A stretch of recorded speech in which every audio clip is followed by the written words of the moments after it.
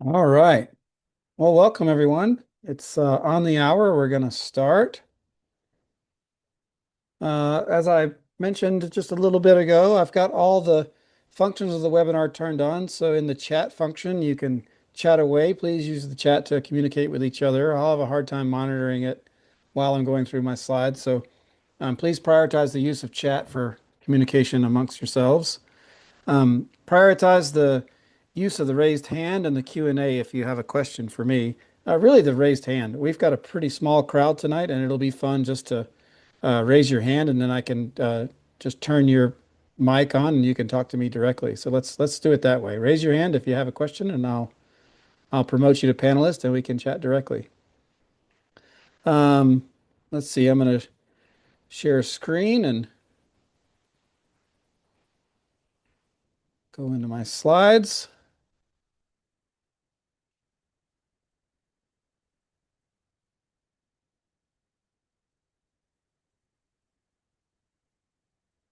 Okay.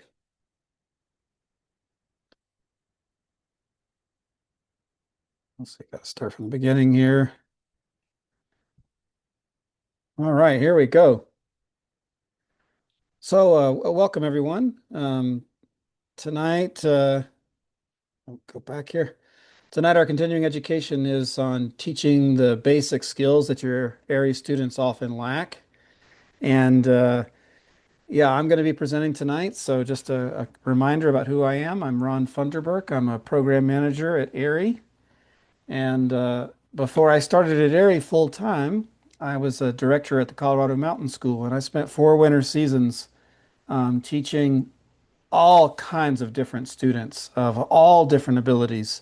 Area 1, Rescue, and Area 2. I worked with all different kinds of area instructors and course leaders and just guides from all over the country that we would import to um, just just serve that massive volume of students we worked with. So it's those experiences that are informing my expertise on this. But I'm really hoping that with our small crowd tonight, we can build on the things that I'm suggesting with some suggestions you might have. And then I hope that once this video ends up on YouTube, I hope we can also just start conversation there too. That'll come back to us at AIARE so we can just continue to enhance this body of knowledge on how we address this teaching of basic skills issues. So here we go. Here's our program. Um, Tonight, here's our basic structure. I'm going to start with uh, just what's entirely missing from the area decision-making framework. If you think of the framework as an outline of curriculum, like the things we're trying to teach people, then there's a lot of skills that just aren't on there and why that happened and what are the consequences of that deficit. And then that's going to take us to what's next, which is what are the most common basic skills students lack? And I really hope we can have some good Q&A there and you can share some of your experiences with what I'm stipulating as most common. What I'm thinking is most common that those data points are coming not only from my own experience with so many students, but also from so much feedback from area instructors and course leaders and providers as these trends that they see in Area 1 students. And then I'm going to spend the bulk showing off some tools and techniques to address those basic skills. And lastly, I'll finish with some Q&A. But like I said, I hope that the Q&A can be going throughout. I hope we don't have to have that um, just on each slide. I'm going to try to adjust the size of my screen here because I can't see your raised hands if you're raising them. Okay, there we go. Great. Now I can see that a little better. I'm just going to put that over there. Okay, so here we go. Let's roll into this agenda. Um, so just to remind ourselves, we've got the risk management framework, and the singular genius of that curriculum, that creation, was the way it duplicates the ISO 31000. It creates an iterative process to evaluate and assess a risk context, to treat it, and then to evaluate the treatment and revise and reiterate. And this cycle of doing better and better every time we go out, and calling on all the resources of our team to make our analysis of the risk really thorough. That's why it's such a great program. That's why it's done such good work for our students. That's why it's done such good work for our mission at AIARE.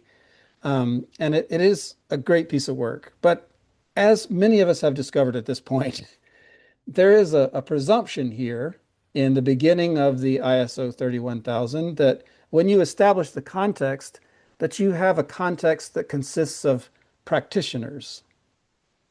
And that was definitely a presumption in the design of the risk management framework, that the people participating in the framework are practitioners. But let's cross-reference that with so many experiences we've had with AIARE 1s.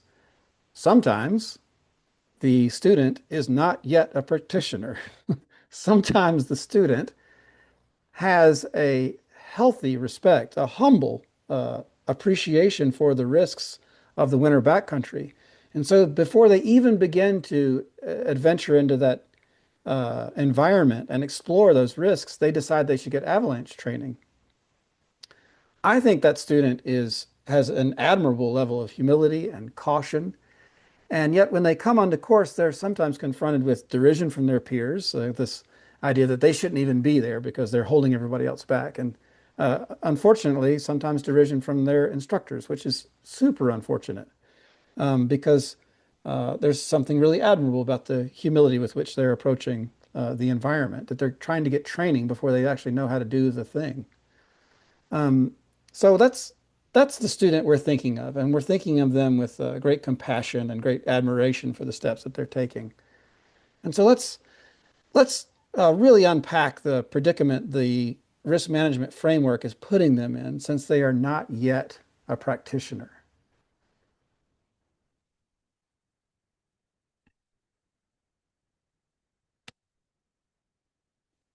So first, when they begin to prepare, they are encountering the same problem as everybody does, because prepare presumes that you were thinking about these actions before the season started. So everybody, regardless of their experience, is in the same boat with prepare. They're told in January that they should have done something in October and November that they didn't do. And so the area instructor hopes that, they will pretend that they had done those things. They'll pretend that they'll hypothetically they practice their rescue, and they research their backcountry trip options, and then they'll do those things more intentionally the following season, now that they know that they're supposed to. But the problem for the person who's not a practitioner yet is uh, they don't they don't know where to go play yet. They don't know how to research backcountry trip options. They may not know what guidebooks to buy. They may not know what websites to browse. They may not know which GPX tracks to import into digital mapping programs that they don't know how to use or don't even know exist. So it can be a real predicament for them to prepare. Um, they're always looking over the shoulder of their more experienced peers, like trying to catch up with prepare, especially that idea of researching backcountry trip options.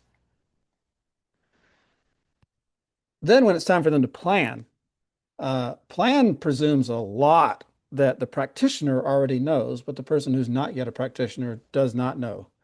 And let's just remind ourselves what some of those things are.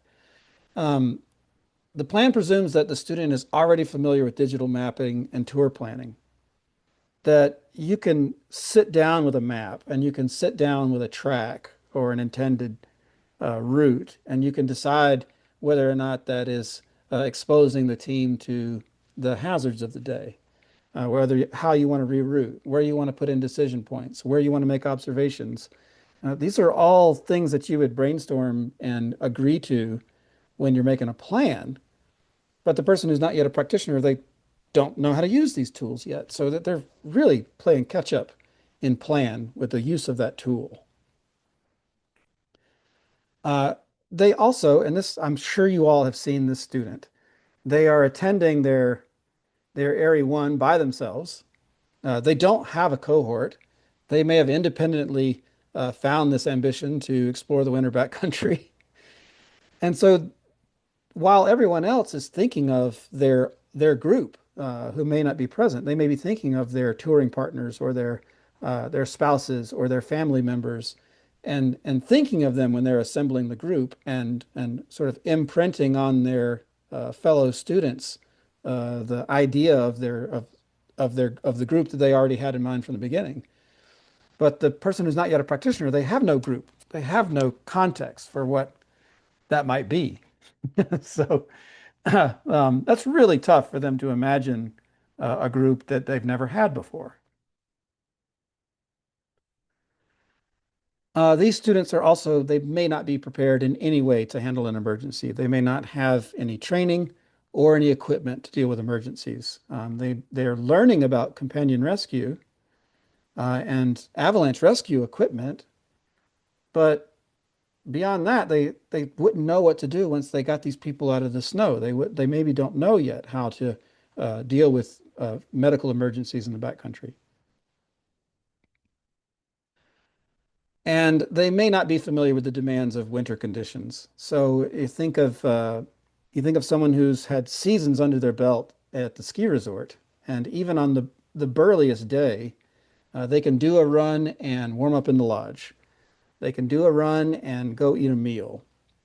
They can, just walk on over to the ski school and put some sunscreen all over their faces. It's like the resort is set up for them to experience the harshness of winter conditions, but in really small increments. So they really may not be ready to spend a full 8 hours out there in the winter backcountry, especially in the burliest conditions. And so plan doesn't prepare them to inventory emergency equipment that they don't know they need. Plan doesn't prepare them necessarily to uh, know to bring these various layering solutions. It doesn't say that. It just gives an opportunity for the practitioner to anticipate those things, but the not practitioner doesn't know what they don't know. So that's some of the challenges they face with plan. Next, they get to ride safely. And ride safely presumes that the practitioner already knows how to travel in the winter backcountry, whatever that travel method might be. It presumes that they already know how to travel on skis or travel in a split board, how to transition from uphill to downhill. It presumes that they already know how to wear snowshoes and how to put baskets on their poles. And yeah, it just assumes they already know how to do all that. But the person who's not yet a practitioner might not know any of those things. It presumes that students are familiar with backcountry navigation, that, how can they use the terrain to manage risk if they can't like see the relationship between the terrain on a map and the terrain in front of them. If they don't know where they are at any given time, given low visibility or something like that, it's really hard for them to do those bullets and ride safely if they're not yet a practitioner. And lastly, they may not be familiar in any way with all the communication tools and techniques that we use. They may not be familiar with radio use or hand signals or pole signals or any of that. So it's kind of tough.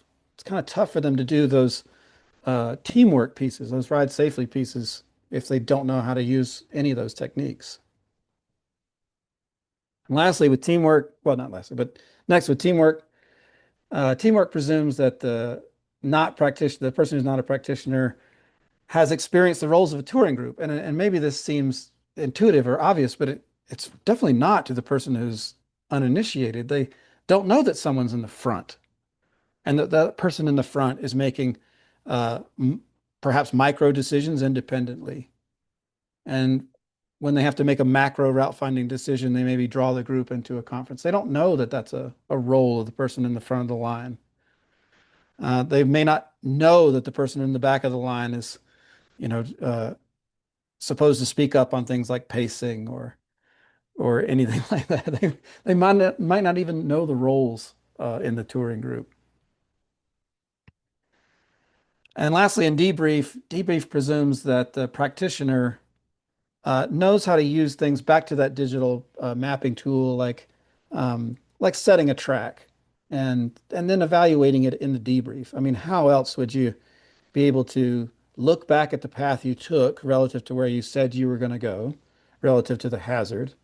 How else would you be able to look back and evaluate your pacing and how you could learn from the pacing, the overall rate of travel compared to what you forecasted or what you predicted for your group? Like there's lots of things that just come from that ability to set a track and evaluate your performance that the uninitiated do not yet know.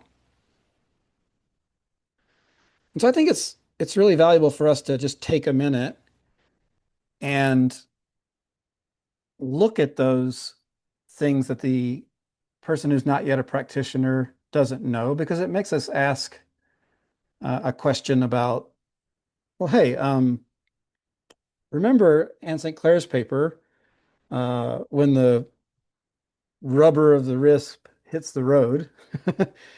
And Anne and her colleagues did a pretty dramatic study on user typologies and overlaid that with risk behaviors and said, well, it's how how can we see that different students are behaving relative to risk management tools, and how does that sort them into different risk behaviors, different typologies? It's a really valuable paper. I'm going to drop it in the chat as soon as I pop out of this share and we get into a discussion here in a second. Um, but it makes us, Anne's paper really reformulated all of what we were doing as area instructors. It helped us all appreciate from an evidence point of view that we're not trying to move any student from type A all the way to type E. It'd be the the graduation from one type to the next involves experience and insight and just continuing to reiterate through the risk management framework. And it would be naive of any area instructor to think that you can move an area student from even from type A to type C. That maybe the best we're ever going to do is move them from one type to the next type and cue them to the transition they'll have to go make on their own from that type to the type after. And so here's a discussion question for you all. I'm going to pop out of my slides as soon as I ask it, so I can see hands raised and we can chat for a bit. But the real discussion question regarding these typologies is it reasonable to think that the person who's not yet a practitioner, they are no type.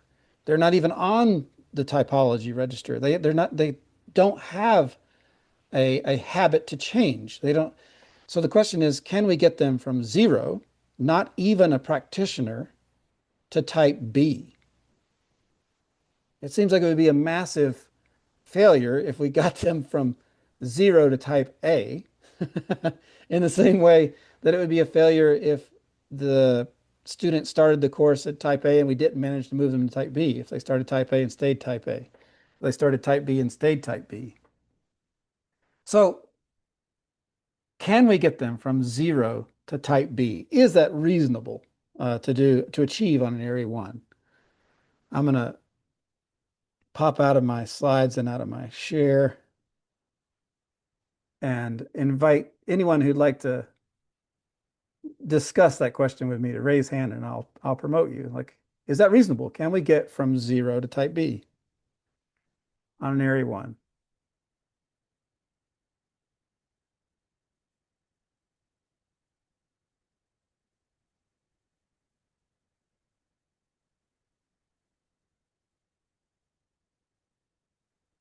Oh, there's a raised hand. Andrea, go ahead. Can you hear me? It's actually Steve. Sorry. Oh, Steve. Yeah, sorry. Go ahead. No worries. Yeah, I know it probably has my wife's name on here. Too many sharing of computers. Anyways, yeah, no, it's a definite like for me when we have these different groups because we have some people, for example, especially in the Northeast, that are ice climbers that are now showing up with a big group of snowboarders and skiers, and they're trying to kind of combine their backgrounds and skills of like, hey, guess what? I completely mitigate and use different strategies for mitigating avalanches as an ice climber as we do skiers, and then we're trying to like almost sell an ice climber on how to interpret terrain that is entirely what they would just simply say is avoidable and don't go to this is where we're trying to recreate, and then vice versa. And also we also have other people who do show up and, like you mentioned earlier, like teaching them a kick turn is necessary. Yeah. They're like, oh no, we're going to have a long day of travel. And so I think that, yes, we can get them from not necessarily having, it's basically getting them to at least acknowledge what they don't know. And hopefully, really kind of, I'm a big fan of promoting mentorship as a teachable moment and finding other like-minded peers that can grow with them. Cool. Ah, so there's a there's a wholehearted vote for yes. Like we can get them from zero to B or zero to A, zero to B. Mhm. Um, does anybody want to play devil's advocate on this? We can't get them there? Or can anyone speak to the challenges you've had getting them from zero to B?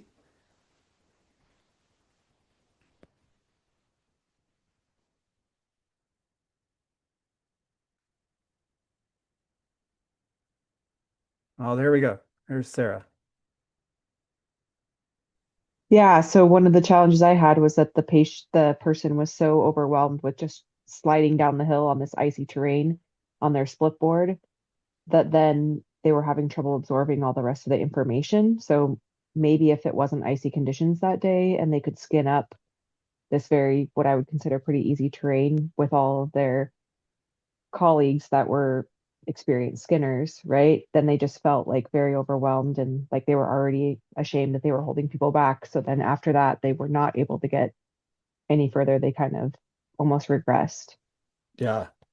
Um, I've experienced that too, and it's really tough. You start driving yourself crazy. It's like, oh well, what could I have done to, set up something for this person beforehand or prepare them or just manage their expectations so that this didn't happen. And, are they going to go gain experience and come back and do another level one in the future? Or did I lose them altogether?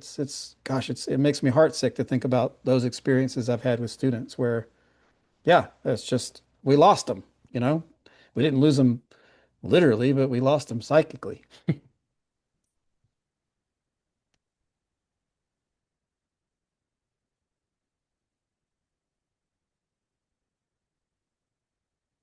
Sweet. Anybody else have an experience or an opinion on that? Oh, here's a couple. Here's Kurt. Go ahead. Yeah, did I unmute correctly there? We can hear you. Awesome. Uh, well, just one thought that kind of came to mind listening to the other folks there that just talked is I think there is some preventative um, things that you can do ahead of time that I found helped a little bit. And, like especially, when you have somebody, for example, like the snowboarder who's having trouble with their, getting down an icy slope and, they're obviously not at the ability level of others. And, if I try to warn, or not warn, I guess that's the wrong word, but I encourage students before they show up on a course, I want to find out what is their method of travel. Are they planning to bring a split board with skins, or are they planning to bring skis with skins, or are they a mountaineer bringing snowshoes? And and if I hear the skis or I hear the split board, I'll follow that up with a question. Are you renting a split board or are you bringing your own board, and is it a brand new board you just got for Christmas that you've never used?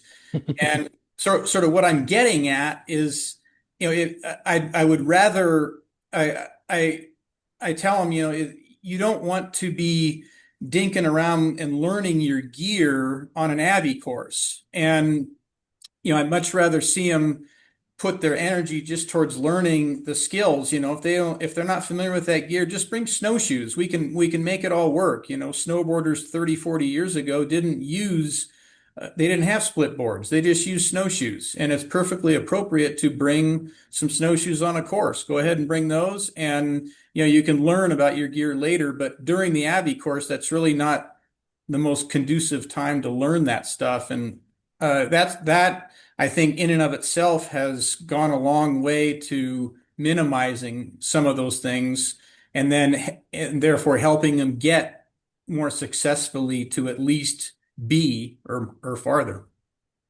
I I completely agree. Kurt, you're stealing my thunder a little bit. We got some slides later, just laying out exactly how to ask those questions. But yeah, that's definitely it. We can if we address this question with a little bit of forethought, we can head it off at the pass for sure. Cool. Well, I'm gonna pop back into slides.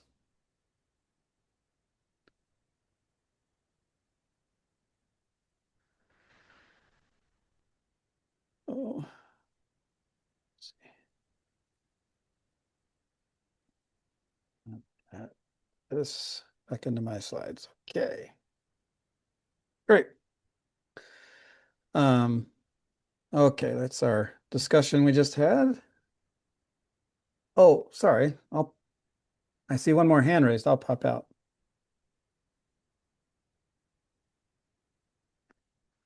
Okay, go.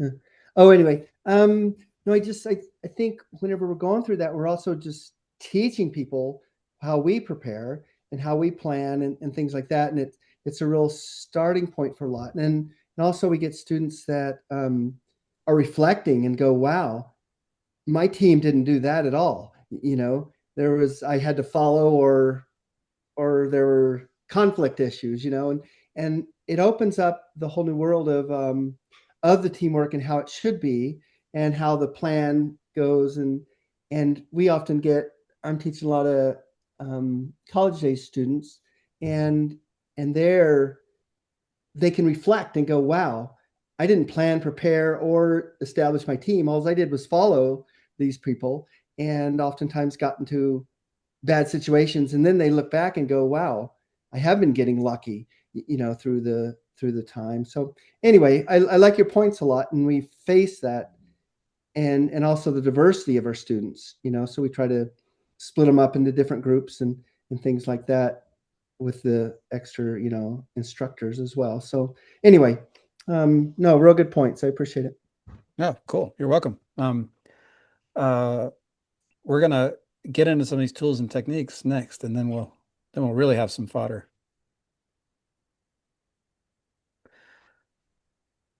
Okay, so let's go through it real quick. Like those are the things that the presumptions that the framework makes.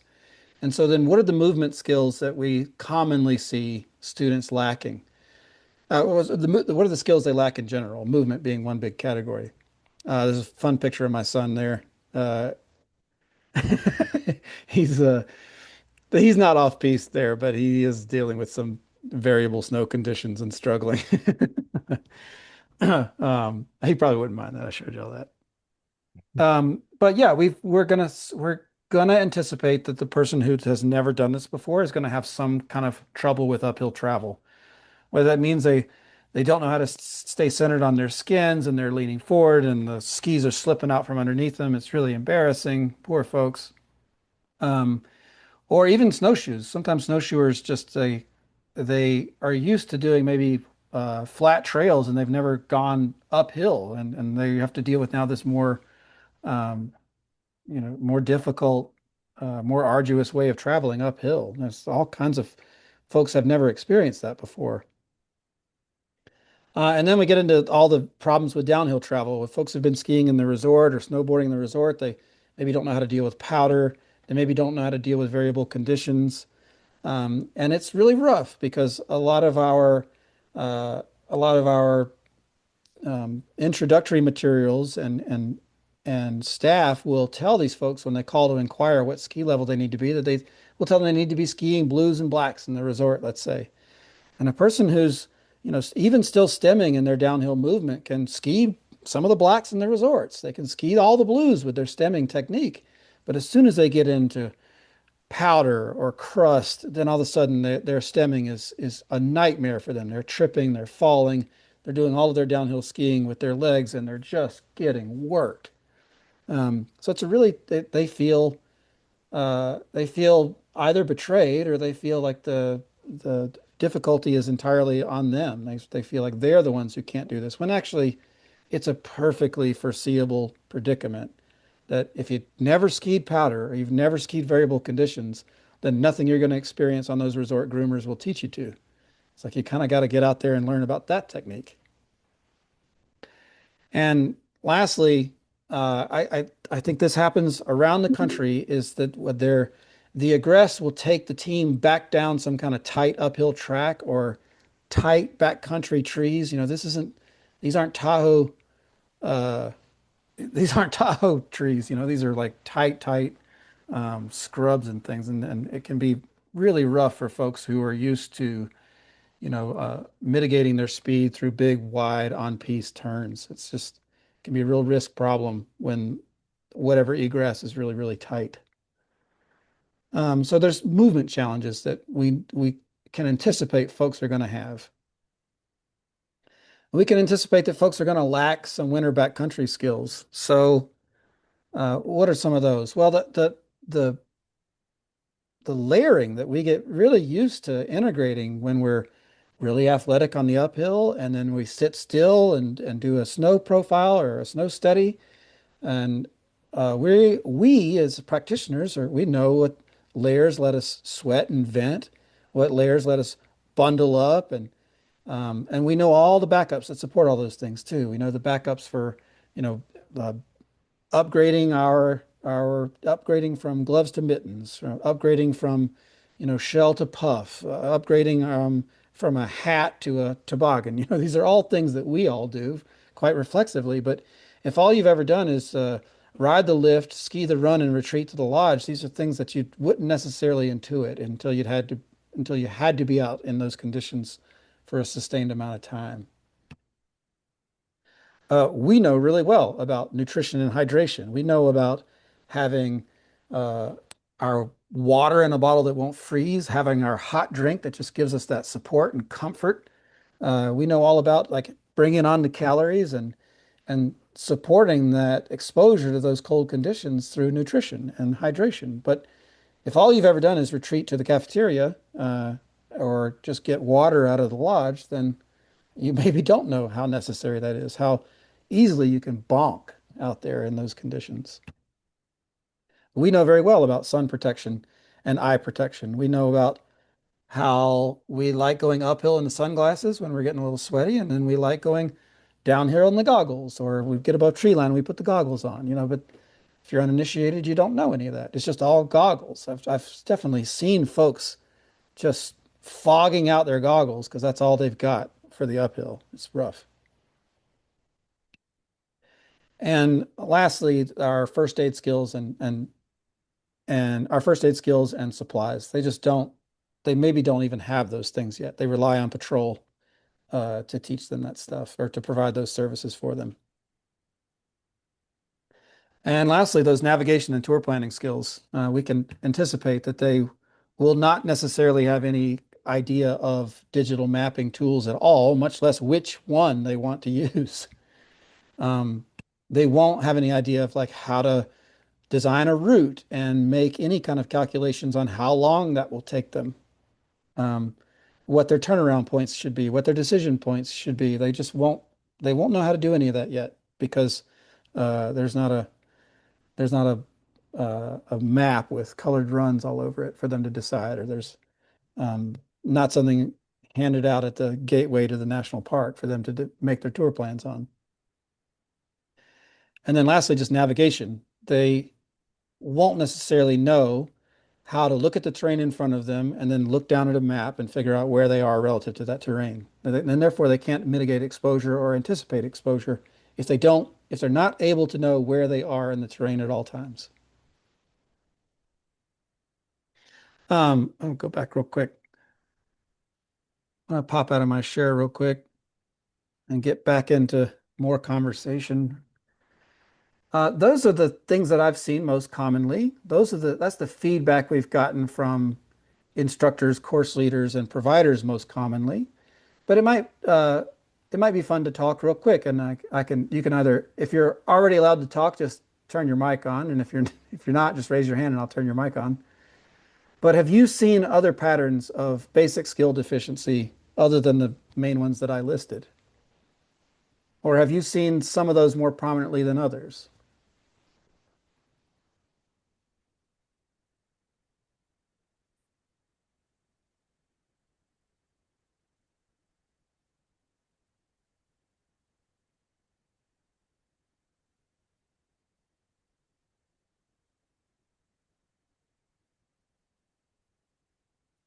Oh, here we go. Daryl, go ahead, share. One of the skill deficiencies I've witnessed a number of times is people not cooking to a recipe. So that decision-making framework is a set of steps that you use to evaluate the hazard and choose terrain wisely and travel in the backcountry safely. And the participants just aren't applying those steps in the field. Yeah, agreed. I completely see that too. Um Daryl, I love talking about the heuristic traps that we're most likely to see, and then we actually turn around and see them. Like the the decision of where our team is going is sometimes based on entirely on where the skin track already is, or who's already skiing what in front of us. That social trap, that and that social proof, and it happens repeatedly, and so it's great that we have this mechanism to teach them for sure.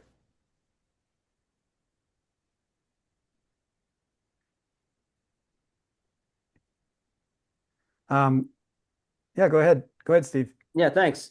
Yeah, I mean, the big one that I find, especially even with our rescue courses or a level one, is the fact that, as you already kind of mentioned, is that people are kind of shocked and amazed that we say that we do the full companion rescue component. And we're like, hey, you got them out of the snow. It took this much time. And ta-da, let's reset the scenario.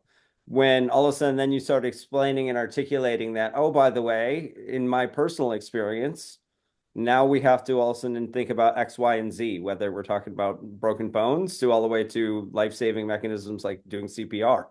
Yeah. And then actually then being able to package said person and drag them out of the woods is a whole nother thing that we don't necessarily have time for in even a traditional rescue clinic, never mind a level one. So it then is a good thing for if we can kind of give them additional mentorship or different ideas of trips to go on or next steps of courses to take and look up. Mhm. Take a wilderness first responder or at least a wilderness first aid. Take an actual rigging for rescue clinic. These are different things that we can kind of do, but not all outfitters and providers have those opportunities. Yeah.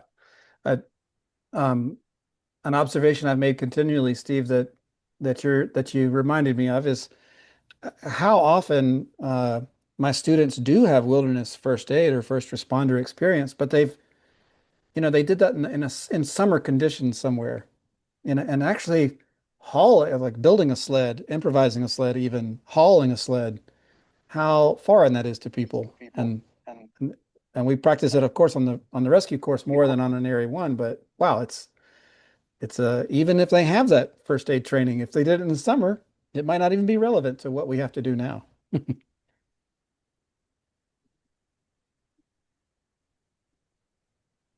All right, cool. Well, I'm going to go back into my slides and let's look at some tools and techniques. Let's look at what we can do.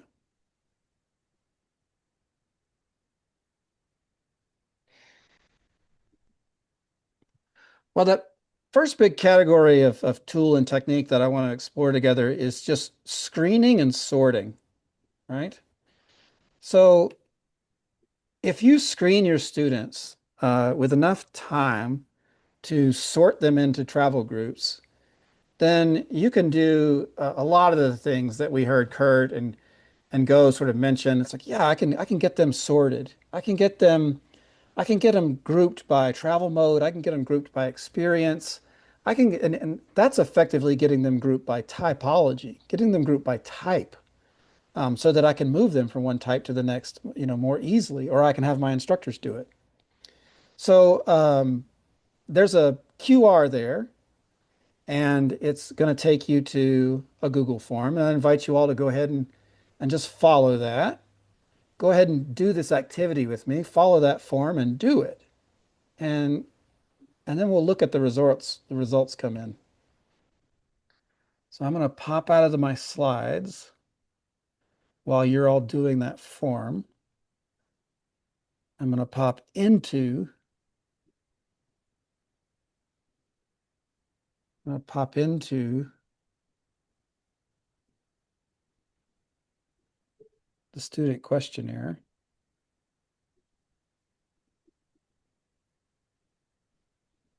And I want to see your responses come landing in here as you do the form. Take however long it takes.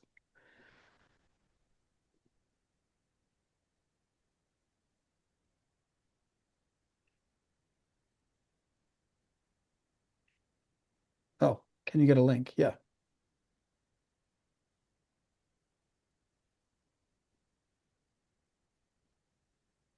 Oh, no, not that. Sorry. This one.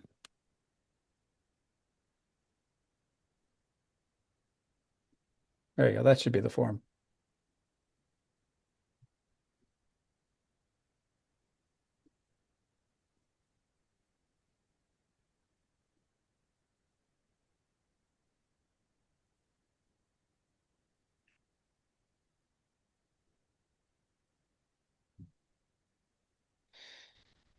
All right. And so you can see my screen here. You can imagine yourself as a course leader and see these people populate your Google form, however many there are. There's 6 of them, there's 12 of them, there's 24 of them, whatever. But once you have this information, you can start sorting them into travel groups and pairing them with the instructor that best suits them. If you've got that instructor under your charge who's like the ice climbing crusher, then put her in that group with those folks on snowshoes. And there's a couple ice climbers in that group. Like, think of ways to pair your instructors with your students. And this is a good way to get those folks who are not yet practitioners all grouped together.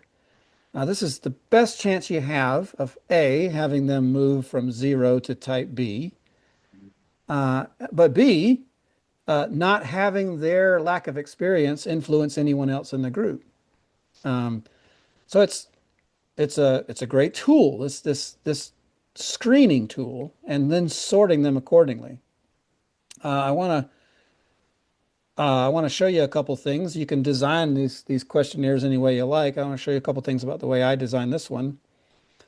When I'm trying to inventory their experience, I want to be really smart about how I ask them questions here. If I ask them how many years have they been traveling in the backcountry, I get a number that's not very useful to me. If they've been on one snowshoe outing every winter with family for the last 20 years, I don't have a 20-year veteran. I barely have a one trip veteran. So I propose like just asking them how many times they've toured, like how many outings, and then the increments are exponential. They show me these really experienced practitioners to these least experienced practitioners. Um, I also want to know about if they're enrolling with friends or relatives. If they want to travel in a group together, I want to group those people together. And then lastly, if there's any, I like an open form question. Was there anything else you want to share with me? If some people have the same concerns or the same goals, it just gives me another way to group them. Yeah. So it's fun to see your answers there. I can already imagine how I'm grouping you all. Um, okay. I'm gonna pop out of my share, and we've got some questions and comments. We'll start with Charlie. There we go. Hi, can you hear me okay? We got you. Hi, my name is Charlie, and we do a much more, how should I put it? a longer questionnaire. That's Sure. very much more involved. And in fact, we during our lectures, we kind of suss this out too. During lectures, we can figure out a lot of there's different types of outdoor skills versus navigation skills versus just skills on skis. And then after day one of rescue, we commonly will put groups into two or three groups easily. To a more adventurous group, we never say advanced or we try to not have that. More adventurous group, we're going to stay here or there. And I've taken groups where there are ultra trail runners that are in incredible shape and they have very little ski skills. But I bet they will in a few years. And I just tell them get a season pass and go 3, 4 days a week, or because you can't learn the backcountry. But we're pretty good in how to divide groups up to make it a really good learning environment.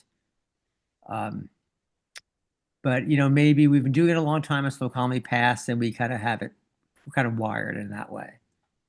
Cool. Yeah, I mean, Charlie, it's I think there's a lot of variation in the way roles and responsibilities are delegated from one provider to the next. At one organization, the provider might ask these kinds of questions in like an enrollment form.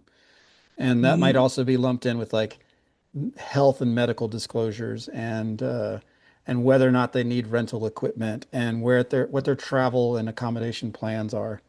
These are all Yeah, I mean things the that, other thing is, yeah, yeah, I go mean ahead. we also ask not how many days you've been in the field. I actually ask, so where do you go? Yeah, Very awesome. specifically, what you do that day. And then Yeah. I realized those days give me a much more broader painted picture than how many days did you go last year. So Yeah. I want to know where they went, when, and say, hey, you went there. When did you get back to the car if you actually did that whole thing? Oh yeah, we got back. We were benighted. We just couldn't like get the whole thing done. It's like, okay, cool. Just so I understand it. Because for level one, we don't do a lot of ski touring, but one day we do, and I have to make sure the groups are um, balanced really well in that way. Yeah. Oh, that's that's a great insight. I I think mean, you're yeah, nailing it if that's the way you're yeah, if that's the way you're sorting. yeah, yeah. Um, oh, oh, Charlie, you gave me a thought. That's gone. It might happen later. Okay. Cool. Okay, we have any other hands? All right.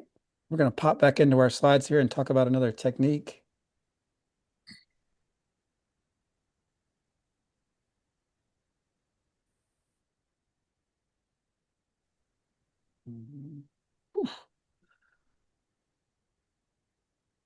Okay. Next big category of things are like pre-course exercises. A lot of you are using Aries online, and that's great. I stand by the online learning component. I think it's a great way to prime students for field work. And especially when you then turn around and do a Zoom meeting that lets them ask questions and just gives you an opportunity to have some office hours, I think it's really effective. But the online learning presumes a level of practitioner uh, in the same way that the framework itself does. And so a lot of course leaders, instructors, providers, they are dreaming up their own pre-course exercises to get people oriented to the backcountry skills they don't yet have. Um, so here's a good one. If you follow this QR, if you follow this QR, you're going to go to a form that my colleague Sarah McGregor uses to teach backcountry mapping, to teach digital mapping, to teach tour planning, and then it's a wonderful tool. So follow that QR. I'm gonna leave the slides and I'm gonna go to that QR with you. Oh yes, and someone wants a link. I'll get that. Let's see. Share here. Gotta escape my slides. Go into my form.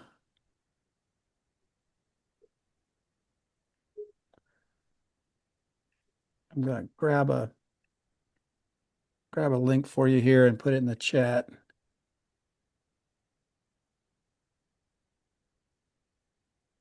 I can get to the chat.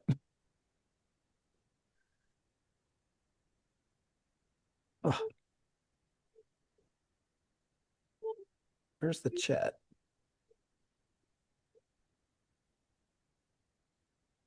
Here's the chat.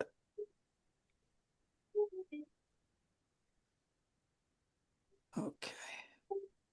Forgive the clunkiness, folks. It's just toggling between shares.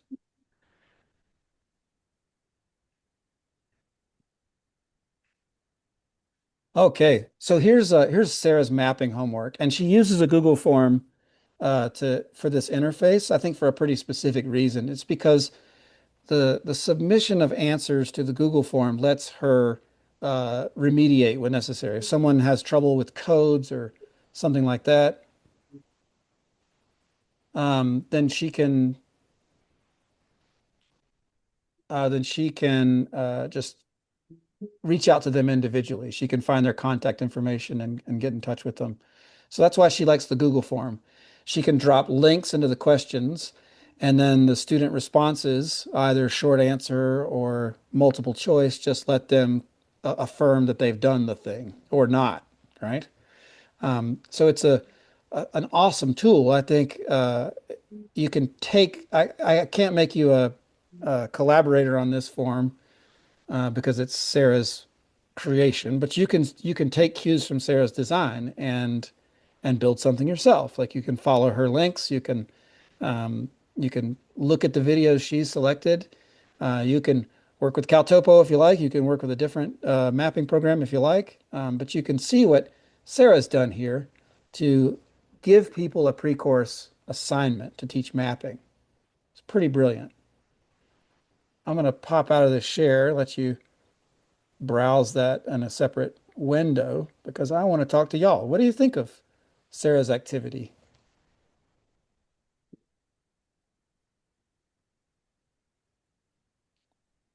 Steve Anybody? here. Yeah, no, I Oh, go think it's ahead. great. It's one of the ones that it's funny, like especially when all of a sudden you just even have different user groups and you talk about something like what is a UTM or what is a contour line and how do we actually use contour intervals to determine slope angles, and you realize that people don't necessarily have that experience. I know in the past with AIARE, do we have? I know we had for 1 year, a couple of years it was Gaia, and now it was Onyx, and this is a Caltopo code. Like, do we have a universal code that we're sharing with students again? Is a Um, question for you real quick. And then, but then, yes, showing them the basics of having all of these cool digital tools. Yet the flip side of that coin is then when all of a sudden you pull out a topographic map and you say, where are you? You realize that that's a whole nother realm of possibility and confusion for people to navigate without uh, fanciness and tools and digital and et cetera, et cetera. um, to your first question, Steve, I don't know what big area is giving to providers to give to students. I should know that, but I don't. What I do know is what we're giving to area instructors, and that's a CalTopo coupon. All area instructors who are going through an ITC or a CLT get that coupon, and they also can access it through the resource page on their instructor portal.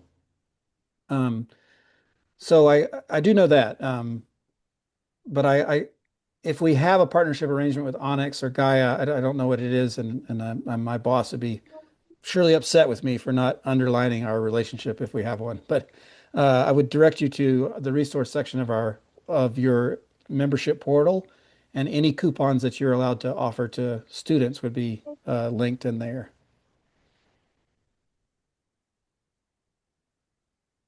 There's lots of good stuff in the chat here, folks who like Sarah's form. That's great. Yeah, take some notes from her design and go use it. Oh, go ahead, Sarah, if you want to share. Yeah, I just find for students, right, everyone has the best intentions of being prepared and doing all their homework ahead of time and being ready for the class. But I feel like people have lives and they get behind and are racing like to finish up the coursework right before, maybe didn't have time to absorb it all because they're just trying to get through it. you know, racing to throw their stuff in the cart or like come up to the mountain. And unless there's something required by them to participate in, uh, they tend to, kind of skirt around thinking that they're going to do it later.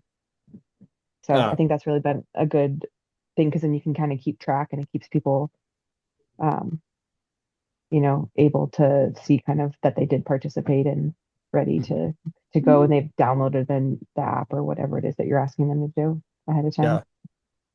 Yeah. Yeah, there's two things that I think that I like about Sarah's design. Um, One, if they let's say they couldn't get to it, that just gives her another sorting tool, right? She knows who's done it and who hasn't because they've responded to her form or they haven't. So it gives her a way to sort people. That's kind of advantageous, but also they still have access to that form and all those links after course. So it becomes a reference just as much as a pre-course. So I think those are two ways that she really likes it, and it helps that student who might not have had time to get to it. Go ahead, Charlie.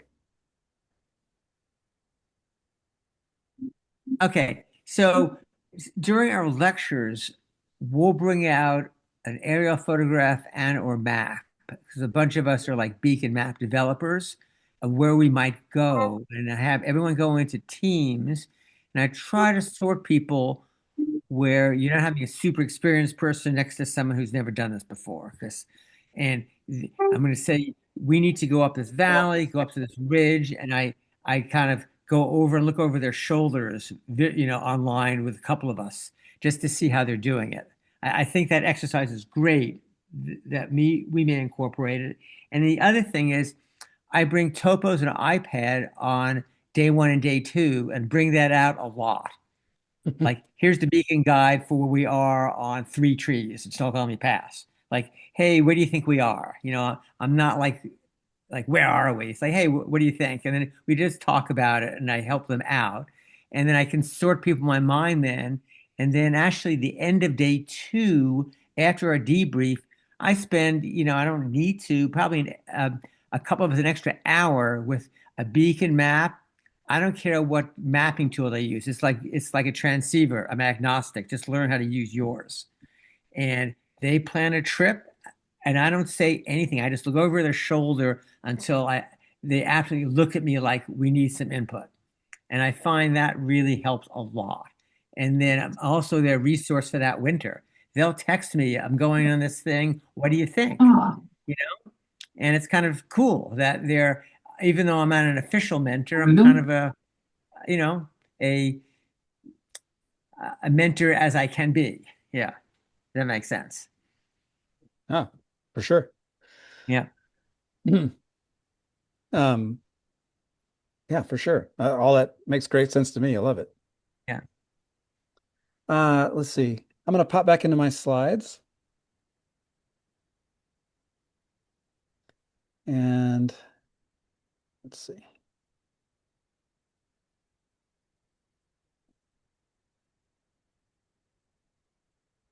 Oh,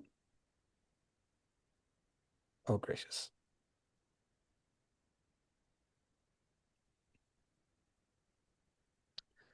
Okay. We've got our pre-course exercises. Let's all follow this cue. Oh no, sorry. I get that right. Okay. Let's follow this QR.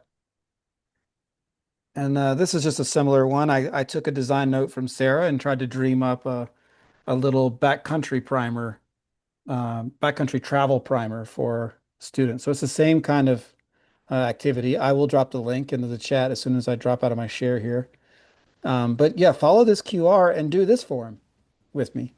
And let's watch how this form might help me sort, but also just give people some tasks, some pre-course exercises to do so that they are just a little more ready to go touring on that first field day than if I didn't give them this.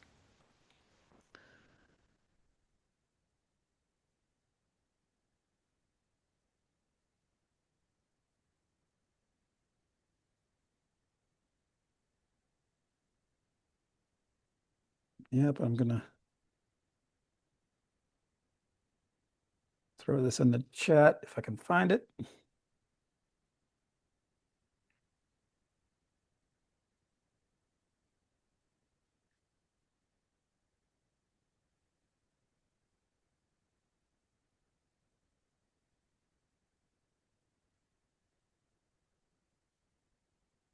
And now I'm ready to look at my responses here. I just, you can see on my first question, it's just their name. And the second question, I picked any groups, any videos that you think are best. I picked one from REI and I picked another one from AIARE. And they're on YouTube. And so, it lets me put links in the question, and then the responses give me a way to see if they did it or didn't do it. I can sort or remediate with students as needed. Then I dreamed up a little training trip for them to do. I found just a tour on powder project that is so simple and so benign it doesn't expose them to any terrain, and they can go do that without any avalanche education or training, without even knowing how to use their transceivers, probes, shovels, because they're not exposed to any hazard. It's just a way for them to learn how to use their kit a little bit and sort of measure their apparel and pack their backpacks. Like just a little test outing. Um, and and then yeah, and the final one is just a practice assignment with their rescue equipment. They can go deploy their probe, they can put their shovels together, they can test the functions on their transceivers and read their manuals. It's just a pre-course assignment that just lets me make sure that they're not cutting skins in the parking lot. And super fun to just assign that with a cue from Sarah's design. That's me. This is me aping her design, and so therefore you can imagine yourselves using a similar tool in any kind of way you dream up to address any subject. I'll pop out of my share and hear from you all. What do you think of a tool like that to prime people for the backcountry travel? I don't get it. I don't understand. What the hell? Daryl, we can hear you. Ah,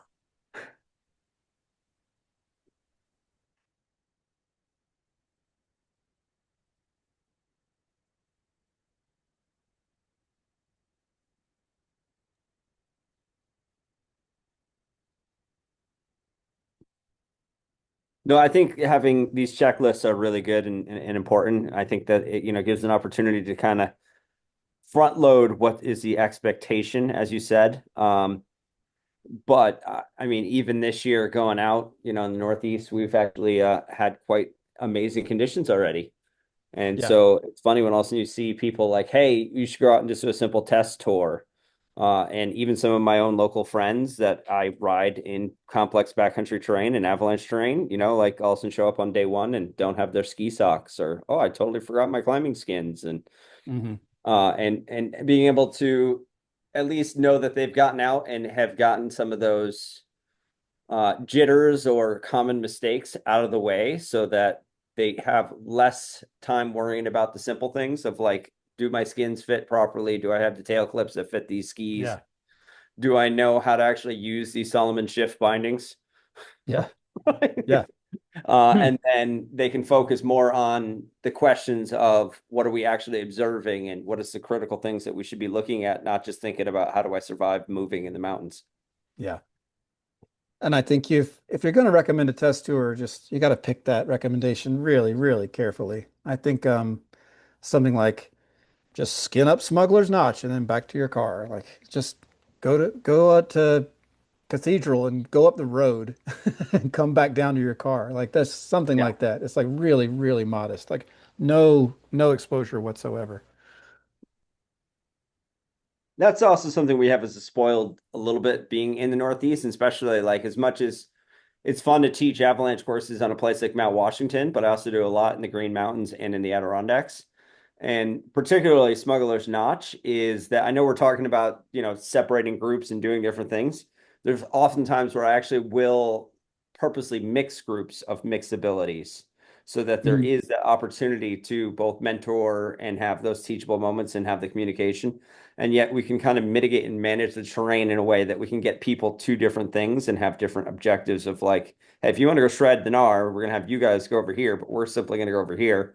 And yet we can still have lots of common regroups where we can actually even compare notes.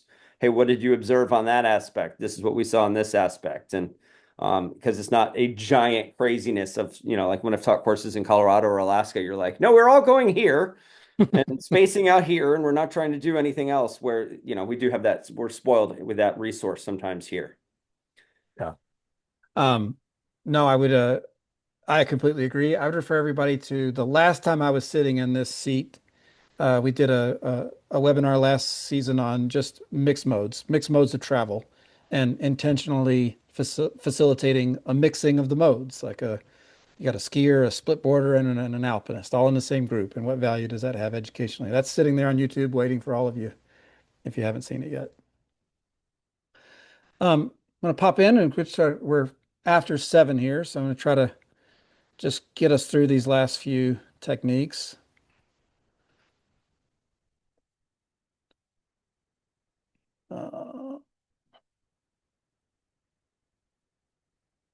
Okay, those are the pre-course exercises. Last thing here is that you can be careful about how you design prerequisites and filters. And so there are lots of providers out there doing lots of these different things. Some of you that may be doing them. These are just 3 samples that I was able to pull up really quickly with Google searching and screen grabs. So prerequisite abilities, like you see Irwin guides using here, is another way to just screen the non-practitioner out of the program altogether. There's a trade-off to this, of course, and that's that you may be limiting your market. There may be a lot of customers who'd be perfectly willing to buy a seat on your course, but they're not skilled enough yet. That's a choice you can make as a business. We think you're serving the mission in both ways, because if you're not taking that student, somebody else is.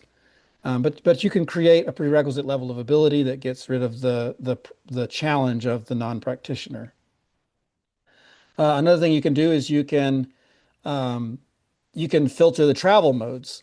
So if you look at Blackbird here, their Area 1 is specifically for climbers and snowshoers. Like, instead of having them in all the different courses and deal with the mixed modes challenge, they have one product for the snowshoers and the climbers, and they try to funnel them all into that one course.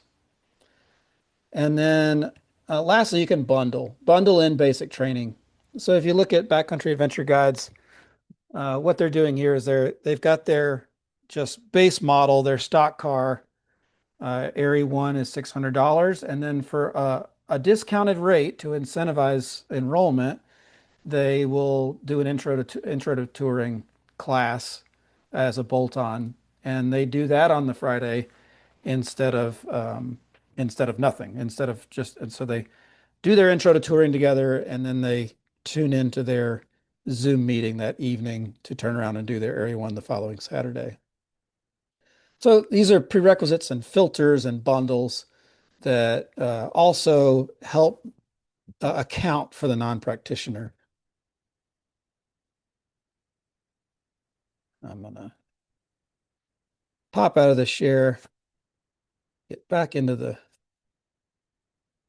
thought I saw something in the chat. Sweet. Just a comment from Aaron Rose here that how much of the provider is doing the screening and sorting instead of the course leaders having to do it. That's really, really common. Yep. So any thoughts on those tactics that you can assign prerequisites, you can filter for travel mode, or you can bundle in basic training as an add-on and maybe an extra day of work for one of your guides. What do you think of those tactics? So I am a provider and a lead instructor, and so we often do a lot of that. In fact, a lot of times we actually front load the idea that a lot of our courses actually are going to be more based on educational theory, and and kind of bouncing around and talking and teaching new skills. But anybody who is then interested in getting additional days on skiing, meaning like, hey, the priority will be actually getting vert and getting as many turns as we can and trying to put some of our practical lessons in. And we often will have additional clients book multiple additional days. And then that's where we then get more into, hey, this group wants to go NAR and we're going to go send them here. This other group, literally, we're going to skin up, like you said earlier, up Smuggler's Notch, get into the backcountry, dig some extra holes, and then maybe even go back to the resort to ski back down. Yeah, I love that. And I'm guessing, Steve, that that kind of attention to the individual students' needs is probably helping them matriculate onto the AIARE 2, which is a problem we see industry-wide, is the lack of participation in AIARE 2. So I'm glad you're making those moves. Charlie, what you got for us? A couple of things. You showed that we do bundle an Area 1 with Intro to Ski Touring, which we find really helpful. And even after an Area 1, we have a lot of students sign up for the Intro to Ski Touring. The other thing we do is we teach a skills course at a kind of a inexpensive ski area nearby. And a lot of even good alpine skiers don't know how to really do a strong falling leaf going into a couloir. They just had not seen that. Even though it's not needed for Area 1, having that just makes them feel more confident. Like, I can get down this slope and it's awful conditions. Like no one's going to want to ski it. So we do those skills classes and keeps one of our guides kind of employed. Yeah, yeah, I love that. Yeah. The the another really common modification is that filters ability is the hut course. There are usually stronger movement requirements for somebody going up to the hut, and then they do more extreme things when they're out there like that. So that's another one that pops into mind from your suggestion. I forgot one other thing is we might give talks, say at Cripple Creek, on hut trips. Like you're planning, not so much we're offering them what you do, you're going your own. And what do you need to do this successfully and safely? An area level 2 is obviously one, but there are a whole bunch of things we kind of talk about on these things. And that's where we get people taking not so much an introductory ski touring class, a little bit more like a level 2 intro to ski touring class. Nice. So those work really well when we talk about hut trips where you're not supervised. Copy. Yeah. Well, folks, we're closing in on the end of our time together, but just to remind us what we all talked about, we all just reminded ourselves that the AIARE framework was designed with a practitioner in mind, and that those non-practitioners who lack basic skills pose a challenge for us. And we have a lot of different tools and techniques for addressing those challenges.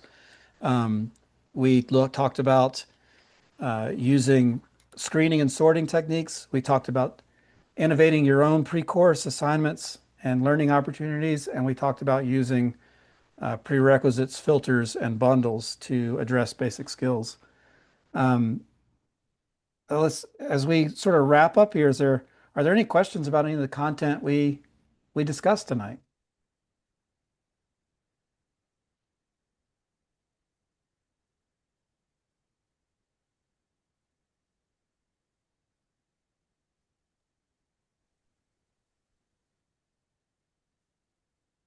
All right.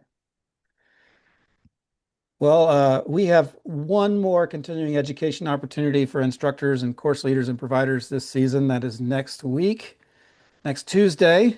And it is what your splitboarding students wish their skiing instructors knew. So we've got a couple really, really wise and insightful splitboarding AIARE instructors, and they are sharing the perspective of splitboarding students and splitboarding instructors, and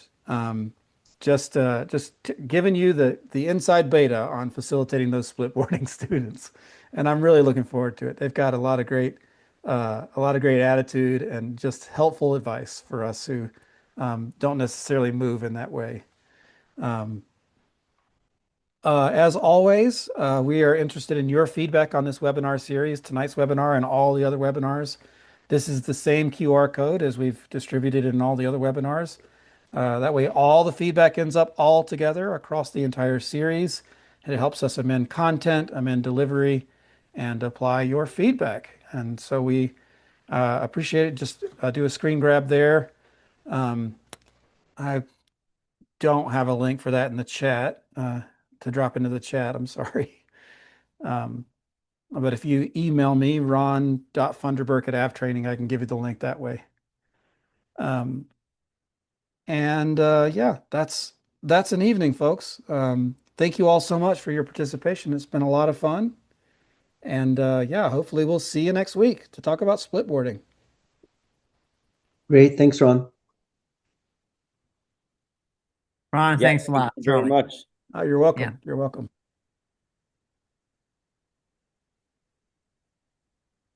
Thanks, Ron. We'll hopefully see you out in Colorado, but I heard you don't have any snow yet. It's been snowing all day here. I got a solid 10 inches on my car right now. Nice. Perfect. All right. Well, thank you. You're welcome. You're welcome.